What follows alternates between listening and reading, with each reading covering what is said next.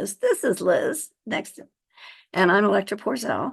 And we are two of the six people that you've seen present on Creator World.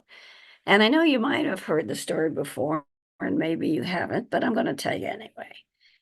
One of the things that this group enjoys doing is being in conversation with each other, looking at different perspectives, bringing in new information. And we had been doing this for a while with each other and with other members in a group that's called the Field of Tantramat. And then we thought, well, why not bring more people in? Why not bring new ideas in? Because one of the key things that you may or may not be aware of is there's something called the observing templates. And in the observing templates, we ask, what do we observe? What's going on in the world? What have I been noticing?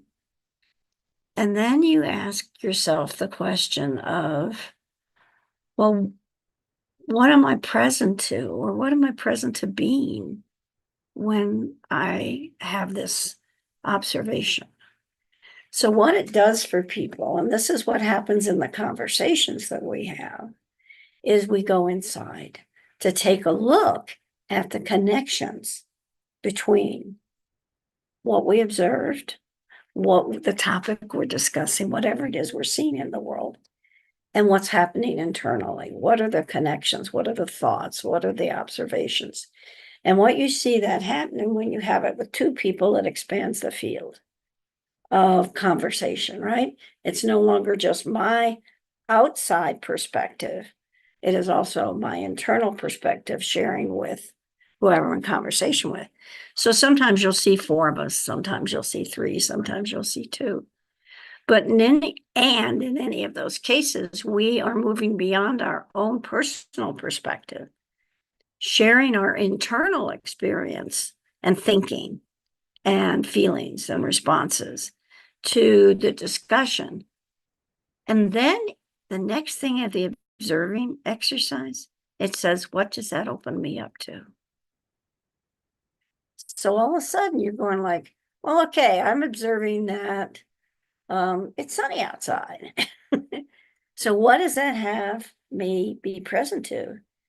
And once I go like, oh, that reminds me of summer days running in sprinklers.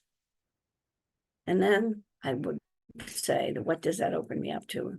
Well, it opens me up to is that I would love to be able to doing that, to the happiness of youth. But see, mine's going to be different than Liz's, or anybody else on the call if there were four people. So anyway, you have a group of at least six women who are fascinated with this process of observation and being present to and opening up to. And we've been doing that for a couple years now. And so I invite you, if you haven't come before, to look at the previous conversations and come on Fridays if you want us live, and you can leave comments down below in the comments section. We really appreciate that. And join us in the thinking, the new thinking, the thinking differently that we're trying to do, and the exploration and the discovery. So one of the things that Liz and I have been doing is talking about the Language of Consciousness Institute, because we're both in it. And Liz is very present to something called moments of magic. And you're going to go, okay, creation exercises. What does that have to do with moments of magic? Well, one of the things I think from my perspective, and Liz will talk in a minute, is that the creation exercises allow us to think beyond the limits that we have been in. We all have what we have historic thinking, right? You were trained when you were little to think in a certain way and to believe in a certain way and behave in a certain way. And as we grow older, we try and do differently. Well, more than trying to do differently, more than, some of us took a complete opposite stance to our parents in order to do that. But the issue is that the creation exercises break the patterns of our brain, where it stores information and creates connections. Redoes that, restores the neuroplasticity of our brain. And that is a gift beyond giving for each of us, because then we get to put everything together that we're hearing and seeing and feeling in a new structure in our brain, so that there are different responses possible than just what we might have historically been. So that's why I think there's magical moments and creation exercises. Liz, what is your moments of magic? Well, we were just given this amazing document through Tantra, and um, it really weaves in for me what this latest trip has been for me. And I'm going to add in here that I have a beautiful little cat that's, of course, choosing this moment to want to play and engage. So you might see her, or you might hear me engaging with her because she's very curious right now. Anyway, so I've to bring this in, I've been on a trip. Uh, I'm here in Colorado. I usually live in California, and I'm here um, as part of a three-part trip working with Electra with the Language of Consciousness Institute information, and um, collaborating with her on some things. And the first part of my trip was to go and do what I call a solo reset. So I'm a retired teacher, and every year I take myself on a trip this specific week of the year, because this is the week that students go back to school. And throughout my career, it was usually the month of the year when there was a reset because we were starting back to school. So now I use this time to reset myself. So in my conversation with Electra yesterday, I found many moments of magic along the journey this past week. And it really weaves into part of this article that Tantra wrote on why writing the creation exercises is really essential for our personal and collective evolution. That's the title of the article. Um, because my history of writing the creation exercises has really played a big part in these magic moments of experience that I've had um, since writing the creation exercises. There's a really critical paragraph in this article that I'd like to present and read because it really speaks to how I'm experiencing these moments, these magical moments. And here's the paragraph. At this critical juncture in history where division, fragmentation, and disconnection are pervasive, the creation exercises offer a pathway to reconnect with the deeper layers of reality and contribute to the emergence of a new paradigm, one that is based on unity, coherence, and conscious creation. By restoring their own multidimensional beingness, individuals participating in this practice help to reweave the fabric of reality on a collective level, enabling humanity to move forward in a more harmonious and integrated way. And that's been my experience the past week. Um, One of the things that the creation exercises has done for me, writing them, is instead of looking at moments of disconnection, I am completely immersed in moments of coherent connection. And um, it's been wonderful. So the first part of my trip, I was in a place called Crested Butte here in Colorado. And everywhere I walked in the little town, it was beautiful. Everyone I engaged with, I considered to have that be a magic moment of now, a magical moment. Um, so one of the stories, I was in this beautiful art gallery that was um, owned by local artisans, and the artists each take turns to come in and be in the shop. And I met one of the artists there, and we had a wonderful conversation. She was talking about some of the buildings in town and talking about this wonderful inn that they were restoring across the street, and we were actually watching the some people work on the inn. And she was talking about the fact that maybe there were ghosts in the inn. Well, just being in that conversation is magic for me now. You know, others might consider, well, you went in, you had a conversation with an artist. Okay, whatever. But for me, it was very, very engaging. Really fun to learn about the history of Crested Butte. Um, really fun to observe this restoration happening. And you could go down another path, you know, restoration is happening in humanity. So you could look at it from that standpoint too.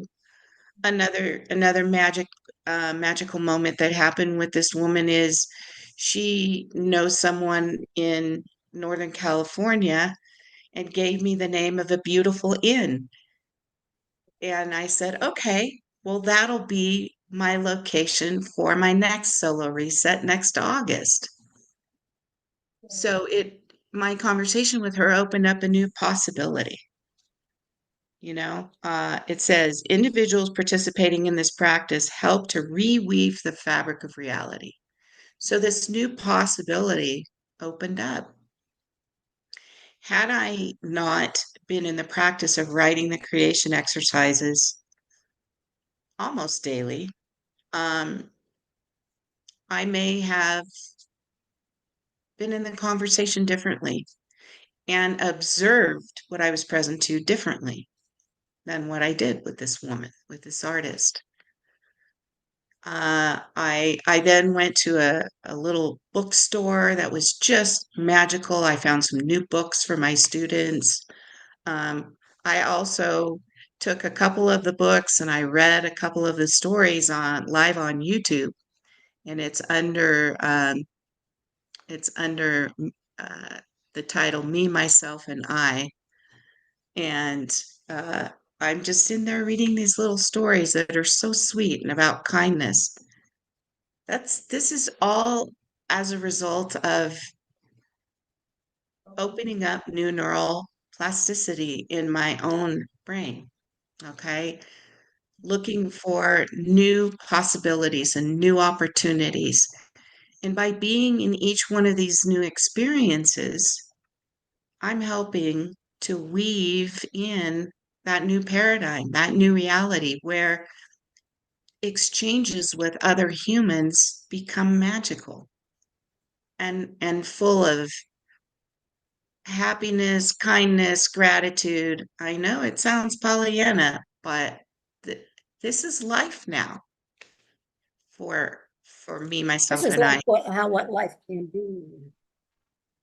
or what life can be now. Yes, and and it was really exciting just along the path this week to observe humanity going about and living their lives in really fulfilling ways. Each and every person I have engaged with in the past week is in this kind of a reality.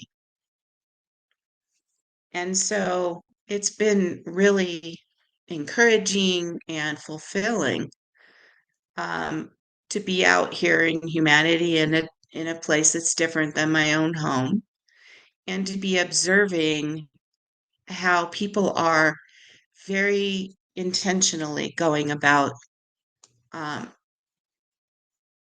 living their lives in a fulfilling way. There's one other story I'll say, and then I'll turn it over to you again, Electra. There was a man who owned a shop. I went up and I bought a few things from him, and he looked me in the eyes as we were exchanging my credit card. And he said, "I want to thank you for coming to our town. I'm very grateful that you came into our store and bought something from us." And to have that from another human being that I didn't even know was beautiful. Um, you know, in the old paradigm, we didn't talk that way. So that was another magical moment that I experienced. So, we're here in history where division and fragmentation are up, but we're also here in history where connection is beginning to really take hold. Connection and kindness and freedom to express ourselves in a very holistic and sweet way with each other.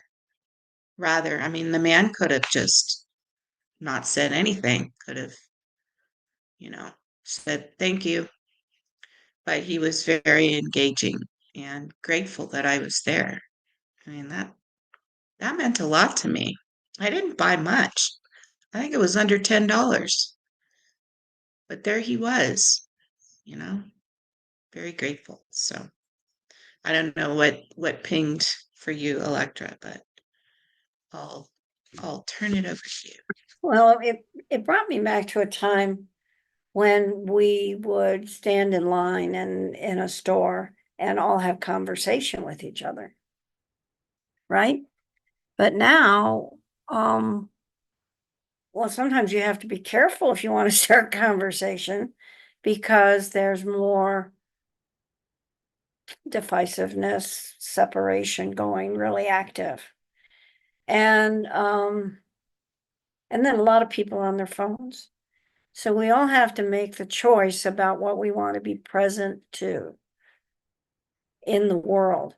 And one of the biggest problems we have, I think, is that we only pay attention to that which agrees with us, and we only pay attention to a phone instead of being in engagement with other human beings. So what he recognized in you was that you were engaged in a communication with him, whether you were buying $10 worth of stuff or not. And that is the big difference. Is one of the things that we know is that in order to open up our minds to new ways of thinking, we have to listen. We have to be present with. And the only way we do that is if we don't have our phones on and we start giving our minds some sign of exercise that it knows to think differently. Because you got programmed, glial neural networks in your brain that you've used for the whole 40, 50, 60, 70 years of your life, right? And they're pretty ground in and they're pretty automatic. And if they're just good morning, I have to brush my teeth, those kinds, it works. Or if it's, I just like being with people. Let me find a question. If that's the first thing that pops to your mind, then that's a neural network you really wanted to stimulate and still use. Now, one of the things about the creation exercises, when people first state use them, they're thinking about, what do I crave? Well, I crave a better job. I crave a nicer house. I crave, a good, a spouse, a partner, money. I don't know what you crave, but it's a personal craving. And as you move through the creation exercises, you start thinking about different things that you might crave. So it could be, what do I crave being? I crave being happy. Well, what does happy mean to me? That's template 3. Craving what happy is for me or happiness is for me. Then template 4 says, well, we're going to take another layer to this. And we're going to say craving what being happy is for me is. It's very, very different than what you've decided happiness is. And the critical thing about the creation exercises, it's all, yes, we have a template that you use, and they're all your own phrases. So there's no requirement of a particular phrase. So by the time I've gone from I crave being happy, I crave what happiness or what being happy is for me, then I get to the next layer. What's the next layer? It's the 3-point meta point. So what's the meta point of prosperity, happiness, joy? For each of us, it's different. For each of us, those 3 elements are different. But you can see it starts building a complexity of thinking that may not have been present in your brain before. It allows your neural networks, your glial cells to interact in a different way, creating a different response system. So when you are able to think in a more complex way. Now, Tantra's written in this article that we're quoting today is the creation exercises are not just a tool for individual transformation. They have far-reaching implications for collective evolution of humanity. When individuals engage in this practice, they contribute to a larger shift in consciousness. Every time someone writes a creation exercise, they're not only restoring their own neural pathways, but also feeding new patterns in the collective field of human thought and creation. For all of us who are in this game, and I call it the game of trying to bring humanity to a next level of next recursion of wholeness, it's a both and. We want to change our normal way of viewing, like when Liz talks about moments of magic for her. Those can sound like, oh, that's just Liz, okay? Kind of taking her own joyful way of looking at the world. But when you say she brings that perspective, that opening up to, that being one with, to those other people, and that will shift their day. That will shift everything that happened in Cresta Butte, Colorado that day. And who's to say it didn't shift more? Because it not only set everybody out there else with this interaction that the man himself said he enjoyed, to what does she bring to the next day and the next place that she's going? Where did they take it to the next place that they're going? So it's not an exaggeration to say that you're impacting the greater world when you think differently. And the creation exercises, as far as I know, are the only ones that allow us to build the complexity of our thinking layer by layer. Because after you do that wonderful meta point 1, you're doing one with creation where you're actually embodying, living, manifesting. What does that mean for you? And then you write our template 7, which says, what do I want to embody? What field do I want to embody? What field of consciousness do I want to embody? And that gives you a whole other thought pattern, right? So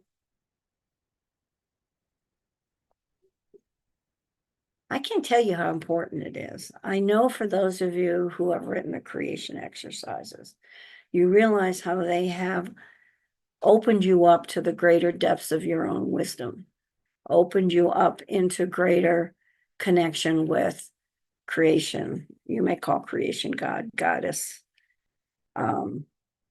great spirit. But I want us to step back for a minute and think what that means to the greater population that we exist within. If I change my perspective of how I look at the world, and in my walking around and in my conversation with others, that new perspective, that opening up is present to them, what do you think happens for them? I think the man in the store is a great example. Suddenly he went, wow, this was really good just to be with this woman, just to be in her field. And maybe he's going to be different with every customer that walked in the store after that. I don't know. But every time we have an experience that's different, that allows us to add another perspective to the world that we exist in, oh my God, it's amazing. It's the most amazing thing to not only know that I've shifted in my own relationship with creation, in my own depths of my own wisdom that can come out of my mouth and be felt internally, but I can impact the world. I don't have to have a TV show to do that. I don't have to have a natural presence to do that. I do it because I be differently, because I think differently, because I'm more present to things differently. What do you think of that, Liz? That's beautiful. I I love what you've said. Um, we've been in this practice for about 12 years now. And um, I have to say, I mean, I just got a flashback of probably the first week of writing the exercises. Um, and just kind of being in this space where I had the chance to be in a more positive uh, expression of life, because that's what happens as you're writing the 7 creation templates. Um, every phrase that you write is positive. Uh, and you, in essence, write every phrase as if this is how life is.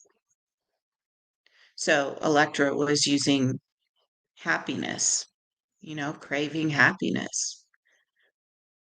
Um, but then what comes out is as if happiness is already there, even though maybe when I first started writing them, life was not like it is now.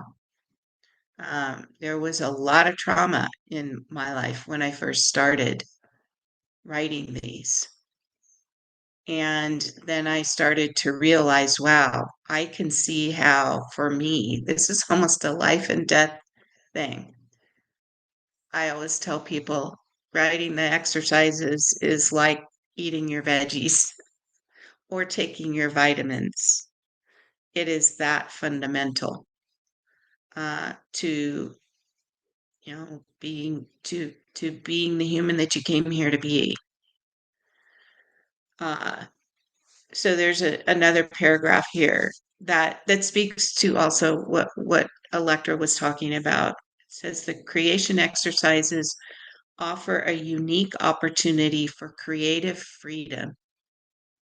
And that's what I'm really feeling, creative freedom. Um, let's go to part 2 of this trip.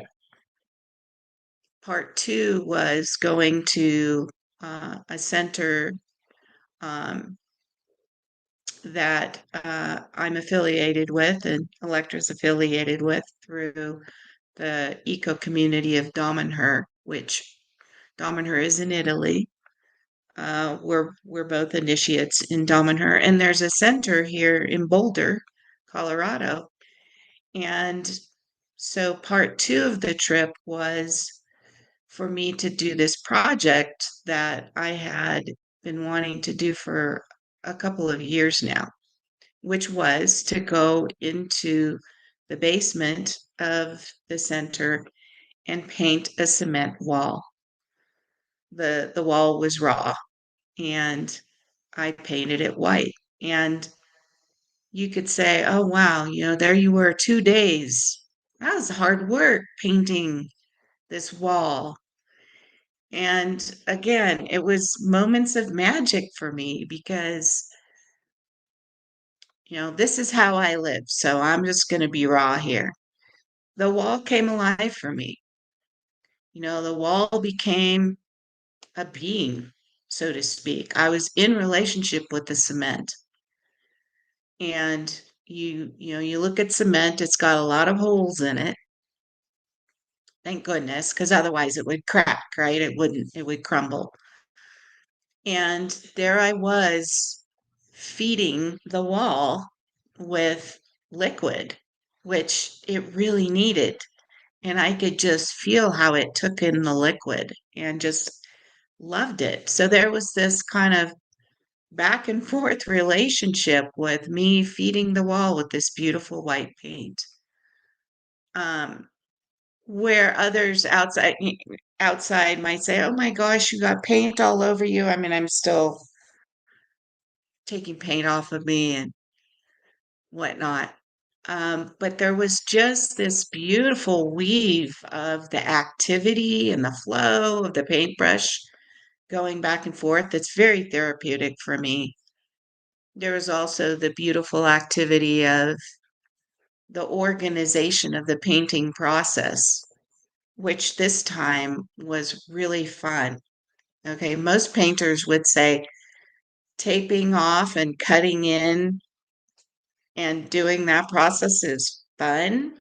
And up until this time, it hadn't been, but I shifted my perspective. I used my creative freedom, okay, to shift the way that I saw this project and um, the way that I got access to the project and created this beautiful wall that now I'm kind of hoping in the back of my mind will become a mural. I mean, basically, I painted a canvas. So now there's this blank canvas. Although the premise behind me painting the wall was to display some cards that I made as another project for Dom and her. Um, and so I did display some of the cards, and it's a project in process. Uh, I want my fellow initiates to look at that project and say, well, let's do something different with the cards because a mural here would be beautiful. Uh, so, so that's creative freedom, right? Uh, Whereas before I might have been really anxious about, well, gosh, I don't know if painting the wall is the right thing to do. I don't know if people are going to like this. And I mean, I could go down all these rabbits, right? So the creation exercises are not simply about solving problems or addressing challenges. They're about tapping into the limitless creative potential that exists within each individual. So, writing these exercises for the last 12 years, you can kind of see two different points of view here. The one point of view is developing a relationship with concrete, having fun filling in these holes, having, the activity of painting back and forth, bending down. I mean, it really was. It was a great exercise experience. Um, and seeing the concrete take in this liquid in a way that I hadn't before versus, okay, I got to go down to the basement and paint the wall. I have to tape it off first, and I don't want to get paint on the floor. And okay, so there's two really different ways of looking at this experience. And we get to choose, right? We get to choose how we're looking at doing anything in life. And writing the exercises, which are a life enhancing experience, creates this weaving of life enhancing experiences. I write the creation exercises. I crave what I want to be. And what do I get back? I get back this really fun, amazing, creative, loving, compassionate, free existence because I've chosen that. And writing these exercises has given me myself, me, myself, and I, my multidimensional, wacky self who isn't afraid to talk into YouTube and say, I developed a relationship with concrete. you know? I mean, they're pretty cool. These exercises are very cool. Uh, let's see. As participants engage with the templates, they are invited to explore new possibilities, expand their sense of what is possible, and actively participate in the creation of new realities. That's what this whole trip has been about. I feel like the little fairy with her wand, just driving along, leaving the fairy dust behind me, well, and in front of me. Um, and really getting a new pulse on, well, what does life look like now? What do what are people engaged in now, right in this moment of now? And I will also I'm going to bring in the latest convention that we had because talk about creative freedom, that is what that was about. It was about humans taking action and, well, the word promoting just came up, but yes, promoting creative freedom and promoting creative freedom and collective connection in a very authentic way. I mean, I was blown away by that. That's what this whole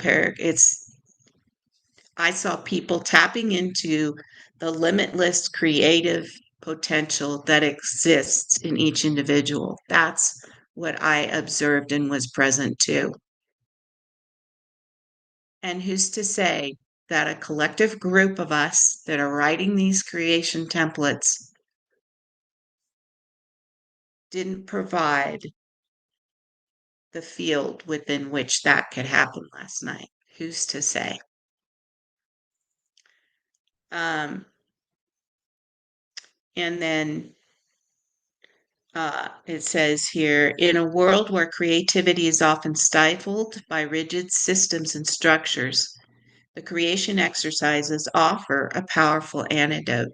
And that's what I observed this week in this convention with these humans. They allow individuals to step outside of the limitations of their conditioned thinking and to explore new realms of possibility. That's what I observed in humanity this week.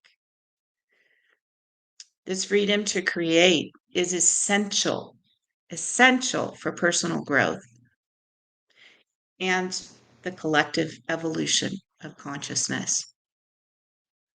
And that convention was evidence that this is happening now. So, so I don't know.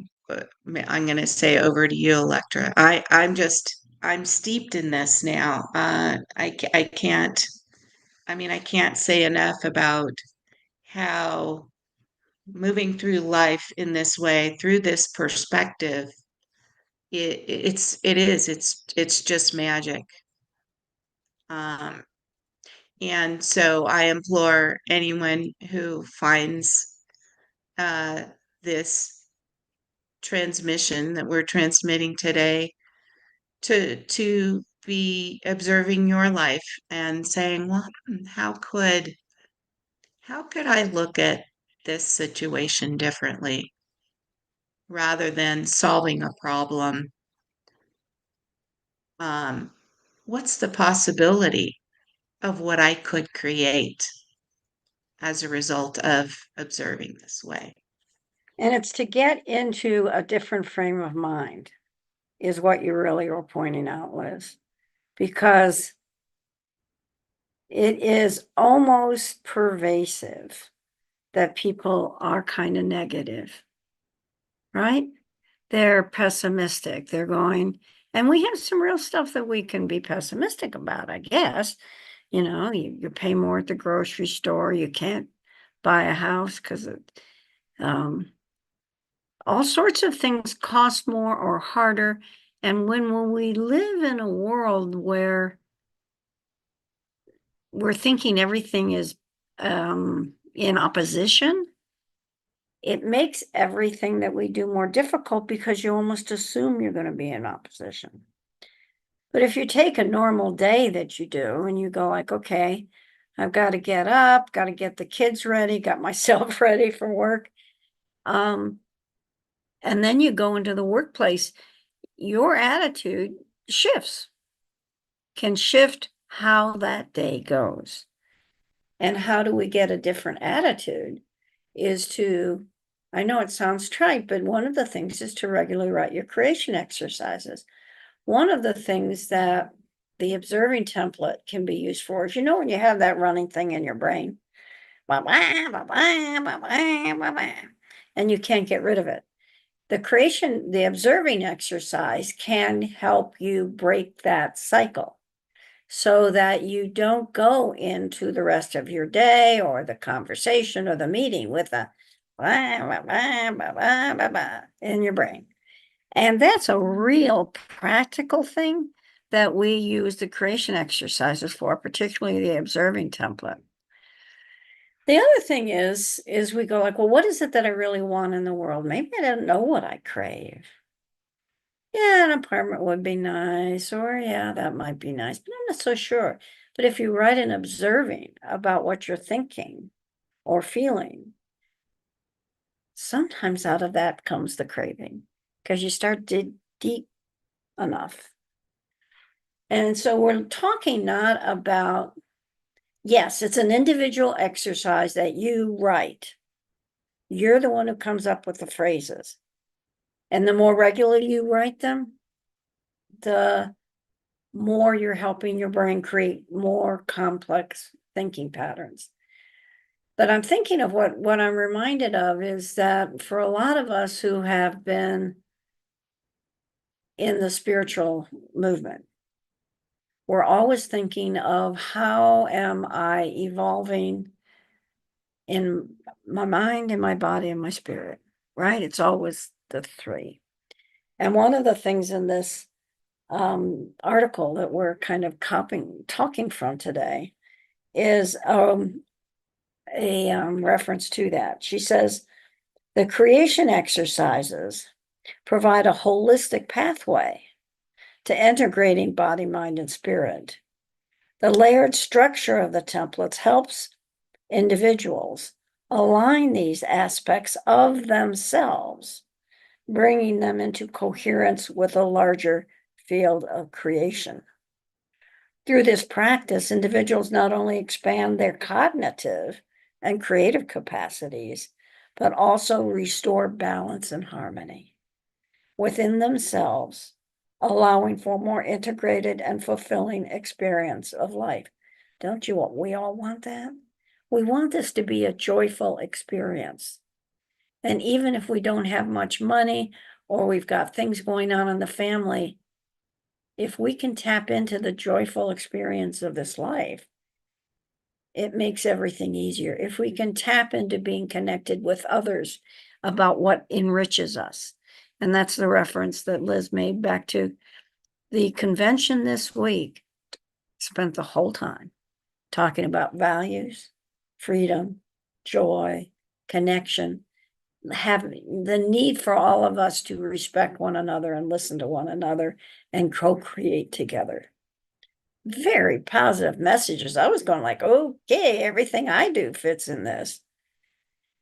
It'll remain to see how plausible that seems to a lot of people, because if we've gotten caught into kind of a negative, they're all against us, they couldn't possibly believe what I believe, they're, da da da da da da da.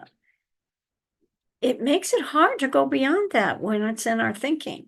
So the reason Liz and I wanted to talk about the creation exercises today was because we think they're the best tool to help each of us in our individual effort to be a more complex thinking mind, a healthier body, a spirit that truly connects with creation, with the earth, with other people. That the creation exercises are it. Now, the next paragraph of this thing says this integration is vital at a time when many are seeking, she just repeated what I said, a deeper sense of purpose, connection, and alignment. The creation exercises help individuals move beyond fragmentation, allowing them to experience life in a more holistic and congruent way. By allowing their body, mind, and spirit with the natural rhythms of creation, participants are able to access their full potential as multidimensional beings. I don't know about you, but I've been in the spiritual search 40 years, somewhere along that line. And I've gone through lots of reiterations of how I will do that. So I've been with Taoist stuff. I've been with, you looked at chakras. I've looked at energy work. I've been a healer. And each of those gave me a bigger piece of the puzzle of how I create myself to be more of who I came here to be. And if that's your search too, if what you want to do is have a greater capacity in both your mind, your body, and spirit to be who you came here to be, then I would say write the creation exercises. And if your other goal is to help humanity move to its largest recursion of wholeness, this is a vehicle that can help you in both ways. Because you're not, it's almost like I said with Liz and the guy in the store. She didn't go in there with the intention of him being thankful that she walked in the store. But when she walked in the store, the larger field of joy and creation and excitement came with her. And you know yourself, if you're around somebody who's in a really good mood, it's easy to get happy. It's easier to get happy. Just like I had an employee once who we used to talk that had a gray cloud over her head. And when she walked in the room, we'd all go like that because we didn't want her gray cloud impacting us. I found the creation exercises help me move beyond where I am to where I want to be. And you can have that too, where we're on this planet to return to everything that humanity was. The thinking, the creative capacities of the human mind, we don't even know enough about yet because that was clouded. I don't know when it happened, but I do know that the capacities for our creativity, for our thinking, for our being one with another was shut down. And we're struggling to get it back. And I think at this time, we are experiencing the swing of the pendulum of separation in a really extreme way. And if what you want to do, I want to do, is live in a world where people are happy and get along and work together to create a future, not only for ourselves, but I'm constantly thinking about grandkids, my great grandkids, who are even a figment of imagination at the moment. But I want to create a world that's going to work for them. And it grieves me highly to think that they would not have what I had. And so that's why I write the creation exercises, because it's the only tool that assures me that not only can I make my own experience in life and my own contribution to life larger and better and more effective and more, it helps me know that I'm creating a better future for those babies that are coming in the future. Okay, Liz, you want to tie this up, baby? Yes, and you just spoke to this paragraph. I'll kind of tie up with because you spoke to it. The creation exercises are not just a tool for individual transformation, which is what you were saying. They have far reaching implications for the collective evolution of humanity. That is why some of us are here now, is by being who we're being. We are being part of a collective evolution of humanity. When individuals engage in this practice, they contribute to a larger shift in consciousness, and we're seeing evidence of that. Every time someone writes a creation exercise, they are not only restoring their own neural pathways, but also feeding new patterns into the collective field of human thought and creation. I got the pic when I read this morning. I got the picture. I've been seeing this for a couple years now, uh, of a sewing circle. You know, in the what was it, the 1930s, 1800s even, women had sewing circles, and they would gather and they would sew their individual things, but they created this collective field of comfort for each other and safety and warmth and connection. And that's what these creation exercises do. We're sitting here with our little sewing baskets. Um, men sew too. So I'm saying this is a collective thing. Uh, when we're sewing this beautiful language for ourselves, phrase by phrase, sewing, weaving new patterns of existence. I can really feel that in my body, mind, and spirit. I mean, how beautiful is that to be part of this collective? And I also know uh, that anyone who's viewing this who would either like to start the creation exercises, or any of you whom we've known for a long time, um, who would like to engage in this kind of a practice, that when we sit and write them together, wow, that's a triple quadruple whammy. Um, that, layer by layer, in a collective space of writing together,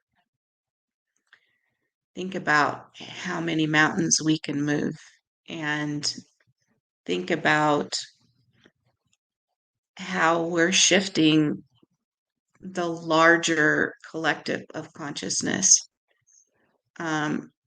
just by coming together in a collective to write these exercises. So I don't know about you, Electra, but I'm in such a state of excitement uh, to be observing and be part of this new wave of potentiality right now. That's the soup I'm simmering in. And I mean, it for me, it doesn't, I keep saying it doesn't get any better than that, but it keeps just getting better.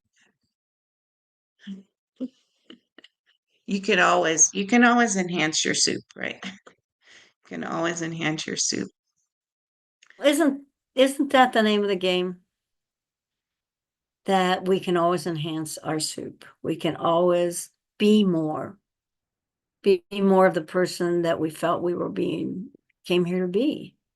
Do more of what we thought we came here to do. And be more than we ever thought. That who we came here to be, and more than we thought we had been.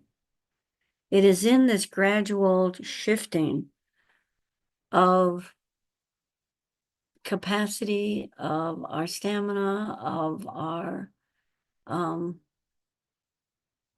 the opening up to, I still come back to that, is if I can open up to more, integrate it and see the magnificence of a human spirit in action, the more the human spirit will be in action in me, the best of human spirit, and in others. I truly believe if you go into a group and you assume only the best will happen. If you assume the worst will happen for you. And we happen to love the creation exercise, if you haven't already gotten that drift. And join us on the Institute, Language of Consciousness Institute sometime. See what we can do to support you in becoming more of who you came here to be. Thanks very much, and we'll see you next week.